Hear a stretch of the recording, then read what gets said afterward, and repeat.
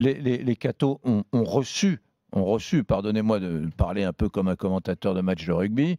Oui, je joue mon Moscato, mais qu'est-ce qu'ils ont reçu ces dernières années? C'est dur d'être catho dans la société française de post-2010.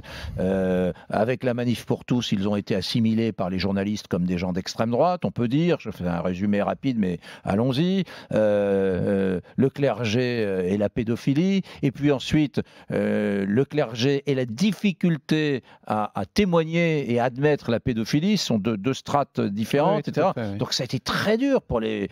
Et j'ai presque envie de dire que cette semaine particulière de l'incendie de Notre-Dame de Paris, contre toute attente, ça a été presque un moment de cohésion, un moment de concorde à la fois nationale où on a vu des jeunes gens en prière qui soudainement étaient Sans que ce soit clivant, oui. considérés par les médias pour autre chose, pour une autre raison, cette fois-ci qui n'était pas scandaleuse, qui était touchante.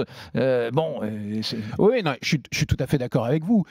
Et même, je dirais que la série noire, on peut l'étendre parce que, comme historien, quand je travaille sur le catholicisme durant la seconde moitié du XXe siècle, moi, je vois une succession de crises. On parle de la crise actuelle, on oublie la crise des années 60-70 qui a été terrible, où plusieurs milliers de prêtres ont quitté le sacerdoce pour se marier. Donc, on a une succession de crises depuis les années 70, et bien sûr, la dernière décennie a été très noire, bien que quand même la crise des abus sexuels, elle est particulière, elle impacte le clergé, et je dirais que les catholiques de base, les laïcs, en sont doublement victimes, parce que ce sont leurs enfants qui ont été violés, qui ont été abusés, et puis c'est leur foi qui se trouve discréditée par l'omerta qui a abouti à, je dirais, à blanchir ou à protéger certains prêtres. Donc, à la fois, ils ont traversé une série noire, et en même temps, c'est vrai que cet incendie de Notre-Dame, eh bien, paradoxalement, c'est une consolation. Pourquoi est-ce que c'est une consolation? Parce que tout à coup... C'est quand même un paradoxe savoureux. Non, on arrivait... Ah non, mais je suis d'accord avec vous, mais on arrivait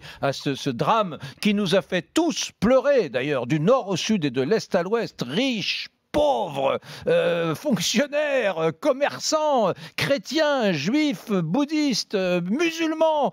Tout le monde était devant BFM TV, pour simplifier, et encore une fois caricaturer un peu, en se disant, mon Dieu, pourvu qu'on arrête à temps cet incendie. On a eu peur ensemble.